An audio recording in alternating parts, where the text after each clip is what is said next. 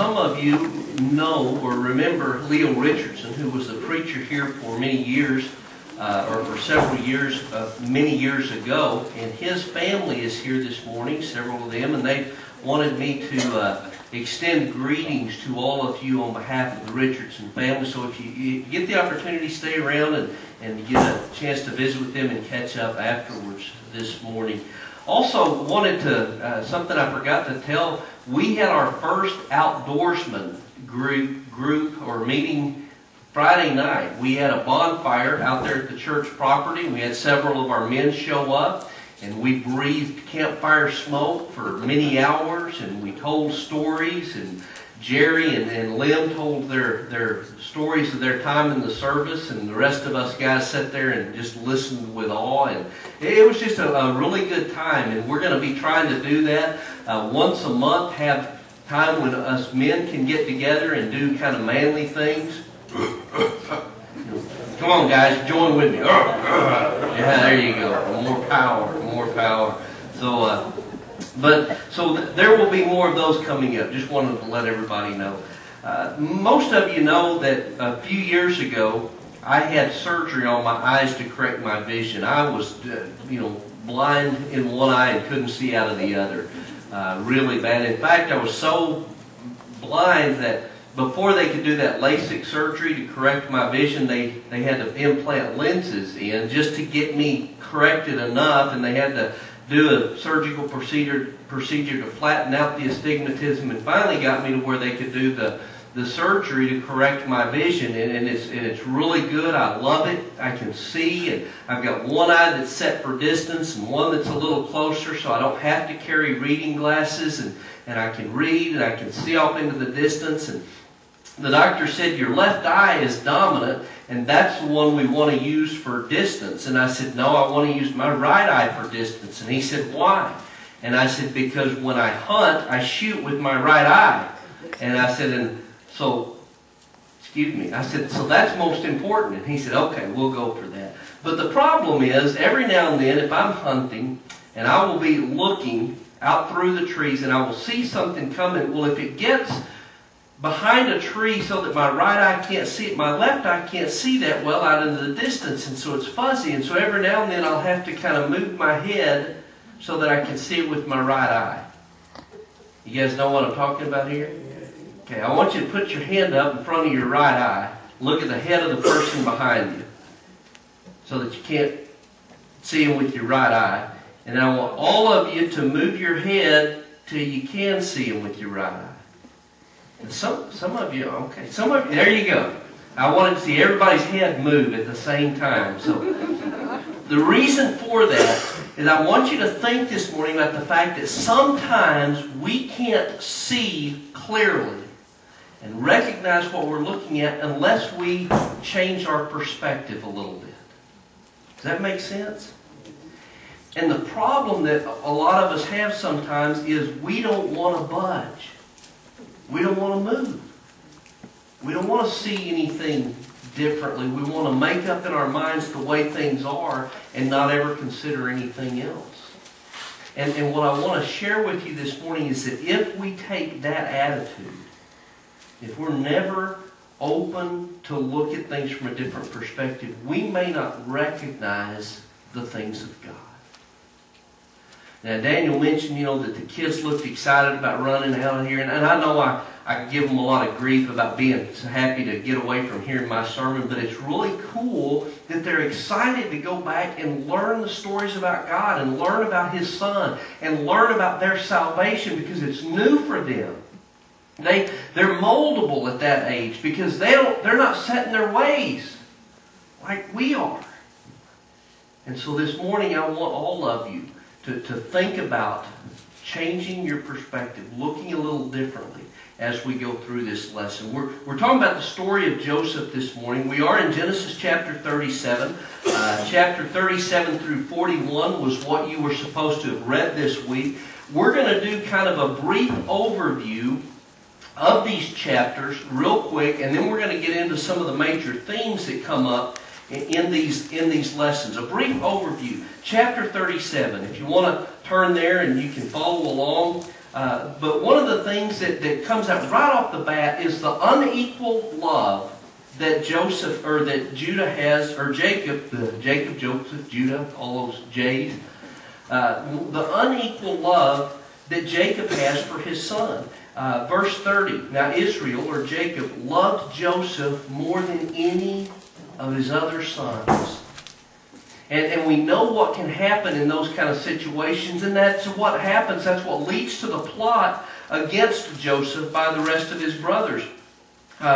Beginning in verse 12, and you read on down through that story about how they had gone out into the wilderness and they were taking care of the sheep, and Joseph comes up and they see him from the distance and they said, here comes this dreamer, here comes this guy that none of us like. And so they plot what they're going to do. They're going to kill him at first, and then finally Reuben says, no, let's don't kill him, let's just throw him down into a well. So they throw him down into a well. Reuben goes somewhere, and Judah comes up with the idea, let's sell him to the Midianites. Let's sell him to these guys that are coming along. And so they sell him to the Ishmaelites, or the Midianites. And I don't know if you thought about this, but they actually sell him to their second and third cousins. Really close family here. Love each other. What do you got? Hey guys, what are y'all doing? Sitting around the well eating lunch, I see. Yeah, we're just sitting here. Hey, you want to buy our brother? I don't know. How much you want for him? Oh, 20 pieces of silver. Okay, sounds good to us. I mean, weird. Anyway. And so then they come up with this story that they're going to tell Jacob when they get home. They take his coat of many colors, as most of you have heard it said before. It actually means maybe a long-sleeved garment. They don't know exactly what it was. It wasn't Donny Osmond's coat that he wore. Didn't he do Technicolor Dreamcoat? Something like that? Don't get so excited about it. That's weird, okay? But it was some kind of coat that showed that he was in a position of authority, or he was in a position of standing. Well, they take that coat and they kill a goat and they cover that coat with the blood, and they take it home and they show it to their dad. And he says, my son has been slaughtered by a beast. But there's a couple of words that come up that are important for us. When they give him the coat, they say, examine this. Literally, the Hebrew word there is recognize this. And he looks at it and he recognizes it. And that leads him to believe that his son has been killed. But we know different. Chapter 38. In chapter 38, we have the story of Judah and his sons. Judah leaves his brothers, beginning in verse 1. At that time, Judah left his brothers and went down to stay with a man of Adullam near Hiram. And there Judah met the daughter of a Canaanite man named Shua. And he married her and lay with her. She became pregnant and gave birth to a son who was named Er. She conceived again and gave birth to a son and named him Onan. She gave birth to still another son and named him Shelah. It was at Kezib that she gave birth to him. And so we have this story of his sons. And notice the rapidity with which it happens. The writer doesn't, how they came about and all that stuff really isn't important, just that he had a boom, boom, boom, 3 kids. And then we have the story of those 3 kids. The first one marries. Judah gets a wife for him. He marries. He dies before he has any kids. How does he die? Do you remember? He offended God, and God took him. The second one, now you have to understand this.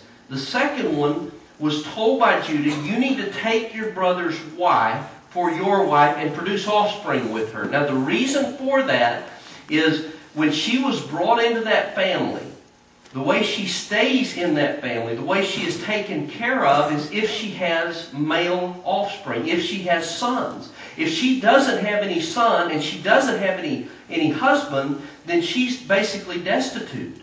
And so it's the obligation of the next brother to marry her and produce offspring. The offspring would be reckoned as the first son, and so then she would have sons and she would be okay. And so Judah says to his second son, you've got to go sleep with her. Well, he is kind of selfish and stingy, and he doesn't want to produce an offspring for his first brother, and so it says he spills the seed on the ground, and so God kills him. Now, the Catholics understand that to show that birth control is wrong, but it wasn't the fact that he prevented the birth as much as it was the actions of his heart and the fact that he didn't want to fulfill his responsibility. And so we see from Judah's sons, the first two, that they're not necessarily walking in the footsteps that they need to be walking in. And so what Judah does is he sends Tamar away. He says, wait till my other son grows up and then I'll give you to him. Now we know from what goes on in the story, what he's really saying is, I want you to go live with your dad because you've been the death of two of my sons already. We're not doing that a third time. And so he sends her away and doesn't ever bring her back. And so she decides that she needs to take matters into her own hands. Judah, after his wife dies, he's going up to where they shear the sheep, and she sits outside and she puts on a veil. She takes off her mourning clothes, and now she looks like a prostitute. Judah, the one that God has chosen for his Messiah to come from, walks up and says, I want you to have sex with me. She says, what will you give me? And he says, a goat. I love the Bible. It's just the coolest story. She says, well, what will you give me until you bring the goat? And he says, well, what do you want? She said, I want your staff, and I want the cord around your neck, I want your seal. He says, okay. And he does it. They have sex, she conceives. Later on, word gets back to him, hey, your daughter-in-law, who was a widow, and it was supposed to be in mourning, she's evidently gone into prostitution, and now she's pregnant. And he says, we need to bring her out and burn her. So they bring her out, and when she's on her way out, she says, go tell him that the man that made me pregnant gave me these, and ask him if he recognizes them. Same words that were used when they brought the bloody coat into Jacob. And so that's why we see this word examine and recognize. Recognize these and see if he recognizes them. And he looked upon them, and guess what? Oh man! Because he recognized them. Then we get into chapter 39. In chapter 39, it tells us about Joseph being down there in the house of Potiphar and in the service of Potiphar. And there are a couple of verses in particular I want us to look at. Verse 2, the Lord was with Joseph and he prospered. Verse 3, when his master saw that the Lord was with him. And down in verse 20, the latter part of verse 20, but while Joseph was there in prison, the Lord was with him. And those are very key statements that no matter what happened to Joseph, that the Lord was with him. Over in chapter 40, verse 8, we see Joseph in his relationship with God, his dependence on God. Now remember, the whole story of Joseph starts with Joseph receiving dreams. The dreams that he believes are coming from God. And so here in chapter 40, he's asked to interpret these dreams, and he says, do not the interpretations belong to God? Joseph believes that God is responsible for these things. Chapter 41, verse 16, he tells Pharaoh, I cannot do it, but God will give Pharaoh the answer he desires. Verse 28, it is just as I said to Pharaoh, God has shown Pharaoh what he is about to do. And then look at verse 41 and 46. This is a very important passage for us that sets the stage of what is to come. And I want to read that, chapter 41, beginning in verse 41. So Pharaoh said to Joseph, now after Joseph has interpreted the dreams, that you need to put someone in charge of the granary, someone that has wisdom. And Pharaoh said, I tell you what, the job is yours. You're hired. Verse 41, so Pharaoh said to Joseph, I hereby put you in charge of the whole land of Egypt. And then Pharaoh put his signet ring on his finger, and he put it in Joseph, or took it up from his finger and put it on Joseph's finger. And he dressed him in robes of fine linen, and he put a gold chain around his neck. And he had him ride in a chariot as his second in command.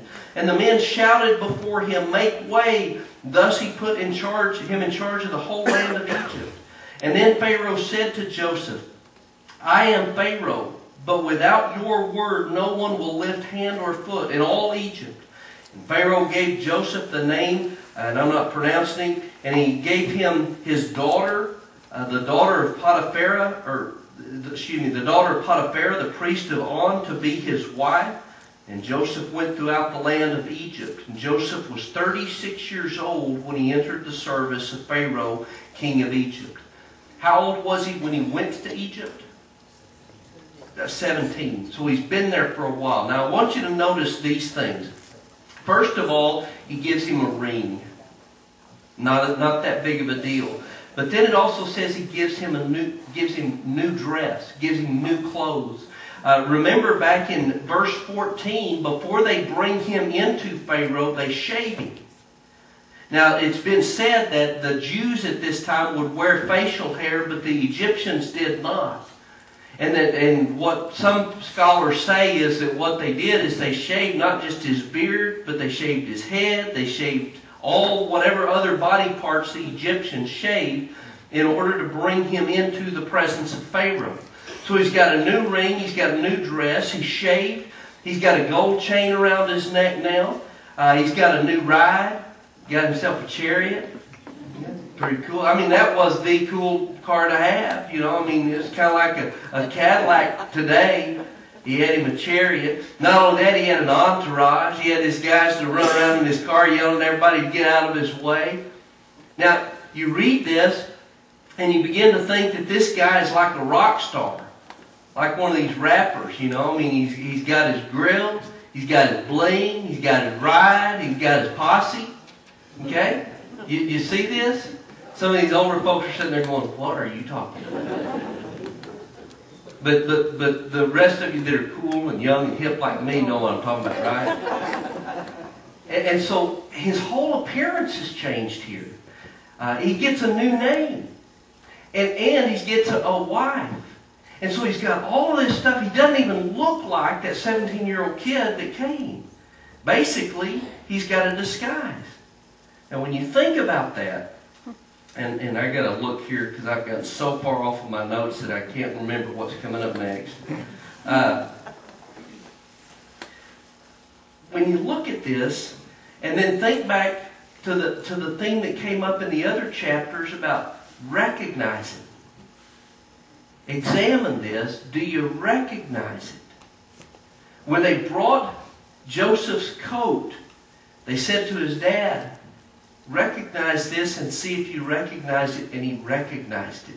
And then Tamar disguises herself, and they bring all of the staff and the cord and the seal to him and said, do you recognize this? And he recognized it. This is all about recognizing what God is doing. Joseph's brothers, we're going to see this week because we're reading through the rest of the chapter, we're going to see they get there and it's a matter of them recognizing not only who Joseph is, but the fact that God is at work. The fact that so many people miss the reality that God is at work. And so I want to look at some of these major themes that we've seen throughout Genesis, but really start coming into focus as we get to the end of the chapter here. First of all is this theme of unequal love and the problems that it brings. We have Isaac who loved Esau more than he loved Jacob. And it caused problems in that relationship. It caused problems within that family. We have Jacob who loved Rachel more than he loved Leah. And when we saw the problems that created when the two sisters got into this baby-making competition and all the bitterness that was there. Jacob, who loved Joseph more than any of his other brothers, and look what happened. They sold him into slavery in Egypt.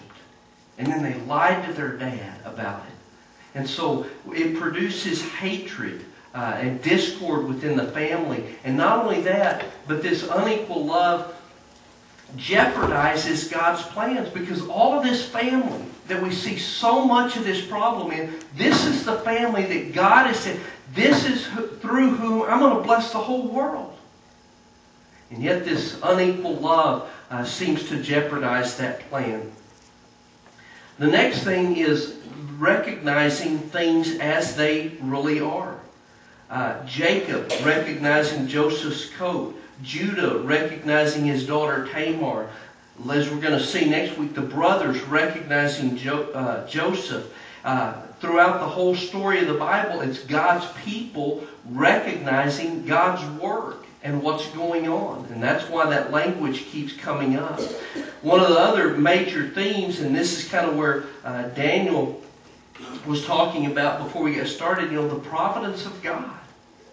Look back through the book of Genesis. God is the one who has chosen the people that He's going to use to bring this blessing into the world. He chose Noah. Out of all the other people, said Noah alone was one of the righteous ones, and so God chose him. Then He chooses Abraham. Why He chose Abraham, we don't really know. It doesn't say Abraham was most righteous. It just says He chose him. He chooses Isaac instead of Ishmael. Even though Ishmael was the firstborn, Ishmael was a descendant of Abraham, but that's not the one that God had chosen. God chooses Jacob instead of Esau, even though Esau was the firstborn. We're going to see that God chooses Judah instead of the other sons. Because God is provident, God is in charge, and God chooses His people. But also we see that God works all things according to His purpose. Paul talks about that in Romans. And what we need to see through this is God even works the sinful acts of people into His purpose. Read a story today. Read two stories this week. Not today, but this week. One of them was about a guy that said he plays chess against his computer all the time. And he said he's not a very good chess player. Do we have any chess players in here? A few of you. Do you ever play chess against your computer? Do you win? This guy said that every time he makes a move, it's like the computer knew the move that he was going to make and counters it. And he said he gets so frustrated because he thinks he's a pretty good chess player, but that computer seems to always know what he's going to do, and whatever he does, the computer knows how to counter it, so he can't ever win. And he said, and that's the way it kind of is with Satan. He said, have you ever noticed he said, the reason Satan is always frustrated and angry is because every time he thinks he's doing something for the detriment of God's people, God just weaves that into His plan and comes up with what He wanted in the first place. You see, that's the way God works. God has a purpose, God has a plan, and He has a way of working through the sinful behaviors of people to accomplish His will. The brothers meant for their brother Joseph to be harmed. But as we're going to see, God meant it for good. And the next big theme that comes up is the blessings that come to those who recognize the providence of God. You see, those who recognize God's providence will eventually recognize their own shortcomings. And this is what I was talking about changing our perspective. Because sometimes we can become so sure of ourselves and who we are and what we know and what we understand that we fail to see anything that God is doing. We fail to see God's plan because we've decided that our plan is what's really going to work. How many of you have ever decided you knew how to do something and then you did it, and when you got finished you realized that you had done it all wrong? No matter how much you knew that you were doing it right in the first place. But you see, when we can finally, through looking at God's Word, listening to what He says about His plan, we look at this, we read it, we come to recognize God's work, and that makes us see that our plans aren't really as good as we thought they were in the first place. In fact, a lot of the things that I've done thinking I was doing God's will turned out not to be God's will. But only when we recognize God's providence will we truly recognize our own shortcomings. But also those that recognize the providence of God then will submit to God's will. Because when we come to that point where we realize that I can't do it right on my own. I'm not doing it right on my own. And I don't even know how to begin doing it right on my own. That's when we finally turn and we say, you know, God, since I can't, will you finally just take it over? Because so far in my life, I've made a mess of everything. Would you just take care of it? And when that happens, then we finally experience peace. I want you to turn with me to the book of James, chapter 1. It's on page 854 if you're using your pew Bibles. But James in chapter 1, beginning in verse 2, says, "Consider it pure joy, my brothers, whenever you face trials of many kinds, because you know that the testing of your faith develops perseverance. And perseverance must finish its work so that you may be mature and complete, not lacking anything. If any of you lacks wisdom, he should ask God, who gives it generously to all without finding fault, and it will be given to him. But when he asks, he must believe and not doubt, because he who doubts is like a wave of the sea blown and tossed by the wind. That man should not think he will receive anything from the Lord. He is a double-minded man, unstable in all he does." The person that he's talking about here is the one who's already decided in his mind. He's not really relying on God. And until we truly rely on God, we're never going to gain that wisdom and that peace in whatever life throws our way. Verse 9, he says, "The brother in humble circumstances ought to take pride in his high position, but the one who is rich should take pride in his low position, because he will pass away like a flower. For the sun rises with scorching heat and withers the plant. Its blossoms fall and its beauty is destroyed. In the same way, the rich man will fade away even while he goes about his business. Blessed is the man who perseveres under trial, because when he has stood the test, he will receive the crown of life that God has promised to those who love him. And when tempted, no one should say, 'God is tempting me,' for God cannot be tempted by evil, nor does he tempt anyone. But each one is tempted when by his own evil desires," and that goes back to, I'm in charge, not God. "When by his own evil desires, he is dragged away and enticed. And then after desire has conceived, it gives birth to sin. And sin, when it is full grown, gives birth to death. Don't be deceived, my dear brothers. Every good and perfect gift is from above, coming down from the Father of the heavenly lights, who does not change like shifting shadows. He chose to give us birth through the word of truth, that we may be a kind of first fruits of all that he created." You see, James is saying there this same thing. Those who recognize the providence of God and have submitted to that, they're going to experience his peace no matter what life throws their way, because they know that God is in control. My life was changed. And I told somebody this story the other day. I remember the first time I really went to God, I was so broke I couldn't afford to do my laundry. Couldn't afford to go to the laundromat. I'm washing my scrubs for the hospital in the bathtub. And everything I had ever tried to do to get my life on the right track fell apart. Every scheme that I ever had, every work I ever tried to do just didn't work.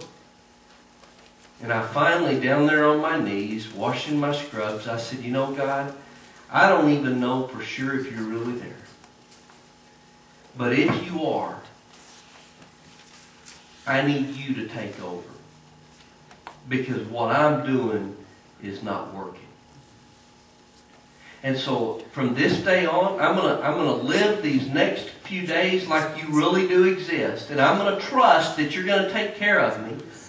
And I'm going to quit trying to scheme my way out of the problems. I'm just going to face them head on. I'm going to trust that you're going to provide for me. And you know what? He did. Because God is real. And God is in control. And today you may be sitting there thinking, I've done everything I can to try to get rid of the sin in my life, and it just won't go away and it won't stop, and I cannot make things right on my own. God is telling you today He's in control. And He wants you to give up and surrendered to Him. This morning, you may need to do that. You may be here this morning and realize that you need to realize that God is in control. And you're not. Kind of like that sign that we had up on the